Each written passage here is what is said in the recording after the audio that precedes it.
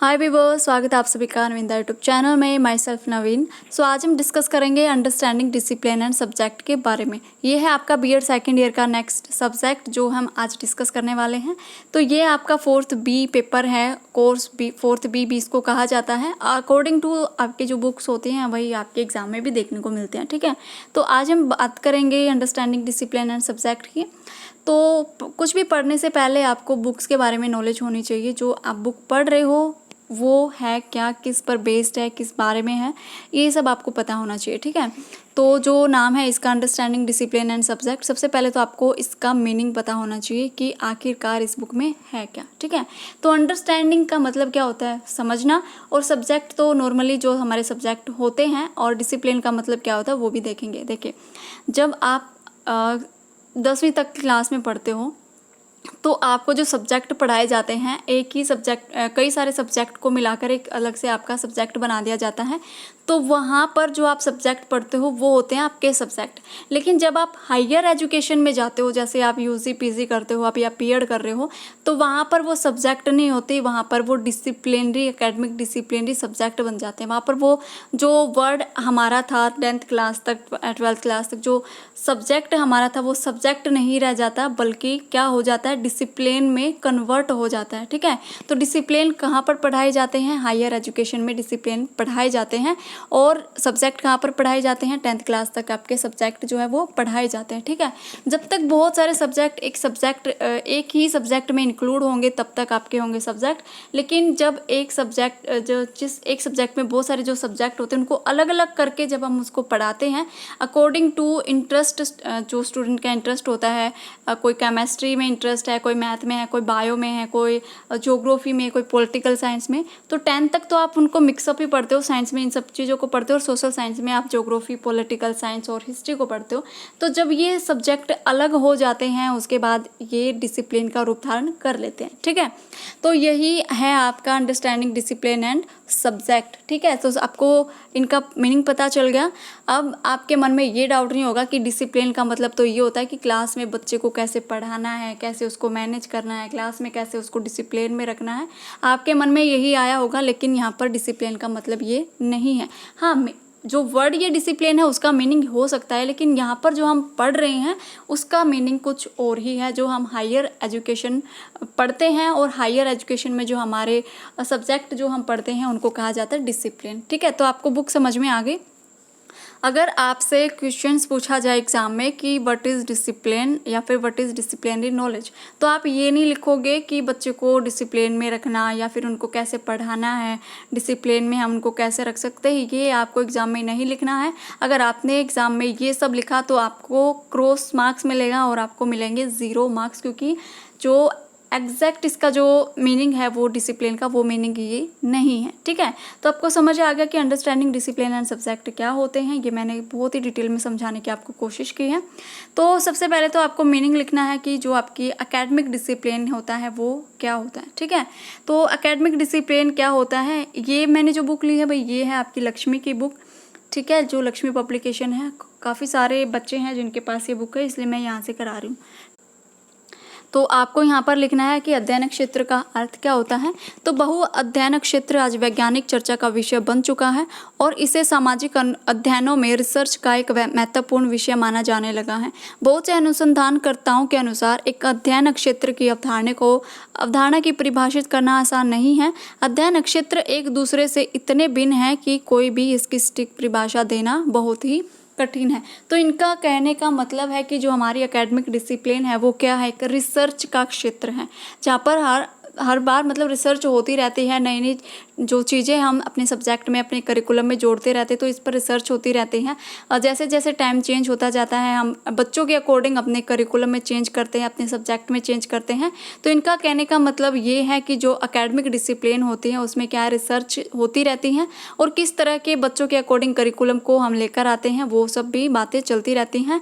और इनका कहने का मतलब है कि ये जो रिसर्च क्षेत्र है, जो अध्ययन क्षेत्र है, एक दूसरे से इतने भिन्न है कि इसकी परिभाषा भी देना स्टिक थोड़ा सा कठिन है, क्योंकि कोई भी एक परिभाषा में हम इसको डिफाइन नहीं कर सकते कि एकेडमिक डिसिप्लिन क्या होता है, ठीक है। तो अलग अलग परिभाषा इसकी होती हैं और किसी भी एक परिभाषा में हम इसको डिफाइन नहीं कर सकते, ठीक है। जो सभी को समान रूप में परिभाषित करे होगा। अध्ययन क्षेत्र एक ही समय पर बहुत कुछ हो सकता है। तो जो अध्ययन क्षेत्र होता है, जो हमारा एकेडमिक डिसिप्लिन होता है, वो क्या है, एक टाइम पर अलग अलग अर्थों में हो सकता है। अलग अलग फील्ड में जो डिसिप्लिन है वो अलग अलग हो सकता है। स्पोर्ट्स में जो डिसिप्लिन है वो अलग है, पढ़ाई में जो डिसिप्लिन है वो अलग है, अदर किसी भी एकेडमिक में जो डिसिप्लिन है वो अलग हो सकता है, ठीक है। इस शब्द के विभिन्न अर्थों को समझना आवश्यक है, इसलिए इस शब्द को अनेक अर्थों में भी समझा जाता है, ठीक है। तो यहाँ पर हम देखते हैं कि इसको किस तरह से डिफाइन किया गया है। उसके बाद आप लिखोगे कि अध्ययन क्षेत्र को अंग्रेजी में डिसिप्लिन कहते हैं, जो लैटिन शब्द डिसिप्लस जिसका अर्थ है विषय या फिर विद्यार्थी, और डिसिप्लिना से बना है जिसका अर्थ होता है शिक्षण या फिर अध्यापन, ठीक है। शब्दकोश इस शब्द के अनेकों अर्थ देता है, जिसमें प्रशिक्षण से लेकर प्राधिकारी के नियंत्रण में रहना, अपने व्यवहार या फिर आत्म नियंत्रण रखना तक शामिल होता है। तो इनका कहना है कि अलग अलग फील्ड में जो एकेडमिक डिसिप्लिन का मीनिंग होता है, जो इसका अर्थ होता है, वो अलग अलग होता है। ये प्रशिक्षण देना या फिर ट्रेनिंग देना, मतलब जब ट्रेनिंग किसी को दी जाती है, वहाँ से लेकर किसी के नियंत्रण में रहना भी एकेडमिक डिसिप्लिन हो सकता है। अपने व्यवहार पर आत्म नियंत्रण रखना, मतलब अपने आप पर स्वयं का हम कैसे कंट्रोल रख सकते हैं, इसको भी हम डिसिप्लिन कहते हैं, शामिल इसमें इसको किया जाता है, ठीक है। इनमें सबसे महत्वपूर्ण सैन्य अध्ययन क्षेत्र, जिसमें कड़े निर्देश देकर अनुपालना करवाई जाती है। जो हमारे सैन्य जो अध्ययन क्षेत्र होती है, जो आर्मी होती है, वहाँ पर क्या है, नियम कानून, एक कड़े नियम कानूनों का पालन करवाया जाता है। तो अलग अलग एकेडमिक, मतलब अलग अलग फील्ड में इसका जो मीनिंग निकल कर आता है वो अलग अलग होता है, ठीक है। जब हम किसी को ट्रेनिंग देते हैं, ट्रेन किसी को करते हैं, तब भी एकेडमिक डिसिप्लिन है। अगर हम किसी की पालना कर रहे हैं तो भी एकेडमिक डिसिप्लिन है। जो आर्मी होती हैं, वहाँ पर उनको रूल रेगुलेशंस फॉलो करने होते हैं, तो वो भी क्या है, एकेडमिक डिसिप्लिन है। और चिकित्सा के क्षेत्र में अध्ययन क्षेत्र का अर्थ है डॉक्टर के द्वारा दिए गए परहेज ताकि रोगी को आराम मिल सके, ये भी क्या है, एकेडमिक डिसिप्लिन है। तो इनका कहना ये है कि अलग अलग फील्ड में जो एकेडमिक डिसिप्लिन है वो अलग अलग हो सकते हैं। हमारा जो एजुकेशन है उसमें भी जो एकेडमिक डिसिप्लिन है वो अलग है, ठीक है। उसके बाद कहा है, इस प्रकार यह निष्कर्ष निकलता है कि शिक्षा के अध्ययन क्षेत्र को एक विशिष्ट और कठिन वैज्ञानिक प्रशिक्षण के रूप में समझा जा सकता है, जिससे भागीदार उस विषय का अपने लाभ के लिए अभ्यासकर्ता बन जाता है जिसे वह अध्ययन करता है। इनका कहने का मतलब है कि जो हमारा एजुकेशन है, वहाँ पर जो हमारा एकेडमिक डिसिप्लिन है वो क्या है, थोड़ा सा कठिन हो जाता है, क्योंकि यहाँ पर एकेडमिक डिसिप्लिन सिर्फ एक ही नहीं होता। हमारा एकेडमिक जो डिसिप्लिन है वो बहुत ही ज़्यादा विस्तृत है, बहुत ज़्यादा बड़ा है, क्योंकि हमें क्या है, स्टूडेंट्स को भी देखना पड़ता है, स्टूडेंट्स के सब्जेक्ट को भी देखना पड़ता है, उनके करिकुलम को देखना पड़ता है, उनको पढ़ाना पड़ता है। तो बहुत सारी चीज़ें जो हैं एजुकेशन में मिक्सअप होती हैं, ठीक है। अगर आपने यहाँ पर देखा होगा कि डॉक्टर का तो सिर्फ एकेडमिक डिसिप्लिन ये हो गया कि जो डॉक्टर ने दवाई दी है वो रोगी को ठीक करने के लिए, वो सिर्फ उसका एकेडमिक डिसिप्लिन है। लेकिन जो हमारा एजुकेशन में एकेडमिक डिसिप्लिन है वो बहुत ही ज़्यादा वास्ट है, बहुत ज़्यादा विस्तृत है, ठीक है। उसके बाद आपको ये सब लिखने की ज़रूरत नहीं है, आप इसको छोड़ सकते हो, ठीक है। अभी हम देखते हैं इसमें यहाँ पर इसकी डेफिनेशन नहीं दी हुई, डेफिनेशन मैं आपको कराती हूँ ठाकुर पब्लिकेशन की बुक से, ठीक है। अब यहाँ पर देखते हैं कि इसकी जो डेफिनेशन है वो क्या है। तो जो इसकी डेफिनेशन है, एंथनी बिगलेन के अनुसार ये क्या कहते हैं कि शैक्षिक विषय या अध्ययन का क्षेत्र ज्ञान की वह शाखा है जो कि उच्च शिक्षा के एक भाग के रूप में पढ़ाई जाती है, जिसका अनुसंधान भी किया जा सकता है। तो क्या है, डिसिप्लिन क्या है, जो हायर एजुकेशन में जो बच्चों को पढ़ाया जाता है उसको क्या कहा जाता है, जो डिसिप्लिन कहा जाता है। और ये क्या है, जिसका अनुसंधान भी किया जा सकता है, उसकी रिसर्च की जाती है कि बच्चों के अकॉर्डिंग हम उनके जो करिकुलम है उसको कैसे चेंज कर सकते हैं, जो उनका डिसिप्लिन है हम उसको कैसे चेंज कर सकते हैं, कौन कौन से नई नई चीज़ें हैं जो हम उनके लिए ऐड कर सकते हैं, ठीक है।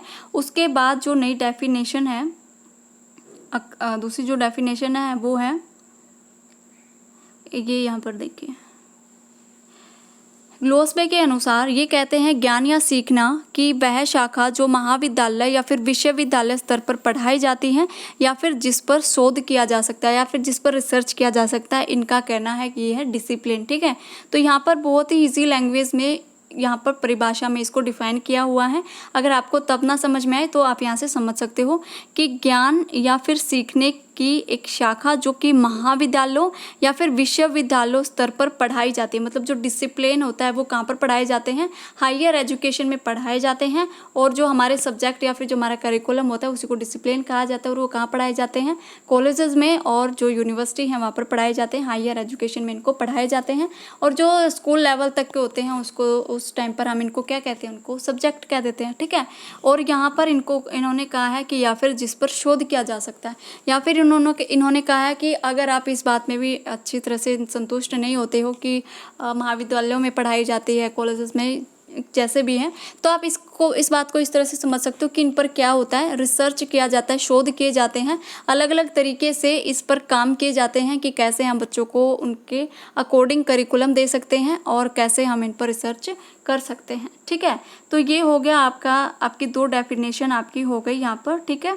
आप एक और डेफिनेशन है अगर करना चाहो तो ये है डेंग जेड के अनुसार शैक्षिक विश्वविद्यालय के शैक्षिक विभाग की वह शाखा या वह क्षेत्र है जो अनुसंधान और विद्वता की उन्नति के लिए सूत्रित है। ये विद्यार्थी शैक्षिक क्रियाकलापों या फिर विशेषज्ञों के पेशेवर प्रशिक्षण के लिए सूत्रित करता है। तो इनका भी यही कहना है कि ये कहाँ पढ़ाए जाते हैं, हायर एजुकेशन में पढ़ाए जाते हैं या फिर इन पर रिसर्च होता है, उसको हम कहते हैं एकेडमिक डिसिप्लिन। ठीक है। ये आपको समझ में आ गया। अब हम देखते हैं इसकी कैरेक्टरिस्टिक्स क्या क्या हैं। ये हैं इसकी कैरेक्टरिस्टिक्स ऑफ एकेडमिक डिसिप्लिन। ठीक है। वास्तव में एक विषय एक अलग अध्ययन विषय है यह निर्धारित करने के लिए कि मानकों और विशेषताओं की एक लंबी सूची है। अध्ययन क्षेत्र की निम्न विशेषताएं होती हैं जो कि इस प्रकार हैं। ये यहाँ पर आपको जो कैरेक्टरिस्टिक्स हैं वो यहाँ पर मिल जाएंगी। अगर आपको कैरेक्टरिस्टिक्स के जो पॉइंट है वो और भी ज़्यादा बढ़ाने हैं तो आप ठाकुर पब्लिकेशन की भी हेल्प ले सकते हो। वहाँ के पॉइंट और यहाँ के पॉइंट को मिलाकर आपके जो पॉइंट्स है वो ज़्यादा हो सकते हैं ताकि आपके 16 मार्क्स के जो क्वेश्चन आपका बनेगा वो अच्छे से बन सके। ठीक है। तो इनका कहना ये है कि अध्ययन क्षेत्रों में रिसर्च का एक विशेष उद्देश्य होता है। जो एकेडमिक डिसिप्लिन है सबसे पहले तो इन्होंने भी यही बताया है और डेफिनेशन में भी हमने पढ़ा था, मीनिंग में भी हमने पढ़ा था कि ये क्या है, अध्ययन क्षेत्रों में रिसर्च का एक विशेष उद्देश्य। यहाँ पर रिसर्च होती रहती है। उदाहरण के लिए कानून, समाज, राजनीति। हालांकि यह उद्देश्य किसी दूसरे अध्ययन विषय का भी हो सकता है क्योंकि जो नियम कानून होते हैं वो दूसरे विषय में भी हो सकते हैं। ज़रूरी नहीं है कि आपके जो पॉलिटिकल साइंस है उसमें ही आपको ये सब देखने को मिले। ठीक है। जो हमारी जो सोसाइटी है या फिर जो हमारी पॉलिटिक है तो वो भी अलग अलग अध्ययन क्षेत्रों में अलग अलग हो सकती हैं। ठीक है। सेकंड इनका कहना है अध्ययन क्षेत्रों का एक विशेष ज्ञान संग्रह होता है जिसका संबंध रिसर्च के उद्देश्य से होता है जो उनसे संबंधित होता है और वह ज्ञान किसी दूसरे अध्ययन विषय में नहीं होता है। तो जो हमारा अध्ययन क्षेत्र होता है, जो हमारा एकेडमिक डिसिप्लिन होता है वो क्या है, अनेक ज्ञानों का संग्रह है, बहुत सारी उसमें नॉलेज इकट्ठी होती है। ठीक है। और क्या है इसमें इनका मेन उद्देश्य क्या है, रिसर्च करना, अलग अलग अकॉर्डिंग टू सब्जेक्ट ये रिसर्च करते रहते हैं। तो आपने देखा होगा कि जो बुक्स होती हैं उनमें जो डेफिनेशंस होती हैं उसमें अरस्तु और प्लूटो की आप डेफिनेशन देखते हो। अब आप ये सोचोगे कि हम कुछ भी पढ़ ले, हम ज्योग्राफी पढ़ ले, पॉलिटिकल पढ़ ले, हम केमिस्ट्री पढ़ ले, साइंस पढ़ ले, सब में अरस्तु और प्लूटो तो देखने को हमें मिलता ही है। वो क्यों होता है? देखिए, जो सबसे पहले जो नॉलेज या फिर ज्ञान देने की जो बात की गई है, या फिर हम ये कहें कि सब्जेक्ट की जो नॉलेज थी सबसे पहले तो अरस्तु प्लूटो को ही माना जाता है कि इनके पास सभी सब्जेक्ट की नॉलेज थी, इसलिए ये डेफिनेशन देते हैं सभी सब्जेक्ट की। जो हम अब सब्जेक्ट पढ़ रहे हैं अलग अलग, मैथ है, साइंस है, फिजिकल साइंस या फिर पॉलिटिकल साइंस, हिस्ट्री है, ये तो बाद में बने हैं अलग अलग सब्जेक्ट। सबसे पहले तो ये एक ही में इंक्लूड थे। ठीक है। और सबसे पहले इस ज्ञान को देना या फिर इस ज्ञान को समझना सबसे पहले किसने बताया था इन सब चीज़ों को? अरस्तु और प्लूटो ने। इसलिए उनकी डेफिनेशन आपको देखने को मिलती है। सभी आप मतलब कोई भी बुक्स पढ़ लो, सबसे पहले तो आपको अरस्तु और प्लूटो की डेफिनेशन ही देखने को मिलेगी। ठीक है। सो नेक्स्ट इन्होंने कहा है कि अध्ययन क्षेत्रों के सिद्धांत और अवधारणाएं होती हैं जिनकी सहायता से विशेष रूप से संग्रहित ज्ञान को संगठित किया जा सकता है। उसके बाद है अध्ययन क्षेत्रों की अपनी विशिष्ट शब्दावली होती है या फिर तकनीकी भाषा होती है जो अन्य अध्ययन विषयों में हुई रिसर्च के अनुसार ही समायोजित होती हैं। तो जो एकेडमिक डिसिप्लिन होते हैं उनकी क्या अलग अलग शब्दावली होती है, उनकी जो टेक्निक या फिर जो उनकी भाषा होती है वो क्या होती है, अलग अलग होती है। ठीक है, उसके बाद इन्होंने कहा है कि अध्ययन क्षेत्रों की विशिष्ट रिसर्च जो विधियाँ होती हैं अलग अलग होती हैं इनके रिसर्च की। ठीक है, और इनकी रिसर्च आवश्यकताओं के अनुसार विकसित हुई हैं और वे इनके लिए बहुत ही आवश्यक हैं। अकॉर्डिंग टू टाइम या फिर according to curriculum, according to children's जो रिसर्च है वो होती रहती हैं और इनमें जो चेंजेस हैं, जो हमारा करिकुलम है उसमें चेंजेस होते रहते हैं। नेक्स्ट है अध्ययन क्षेत्रों के यूनिवर्सिटी या कॉलेजों संबंधी शैक्षणिक विभागों और इनसे जुड़े व्यावसायिक संगठनों में पढ़ाए जाने वाले विषयों के रूप में कुछ संस्थागत स्वरूप होते हैं।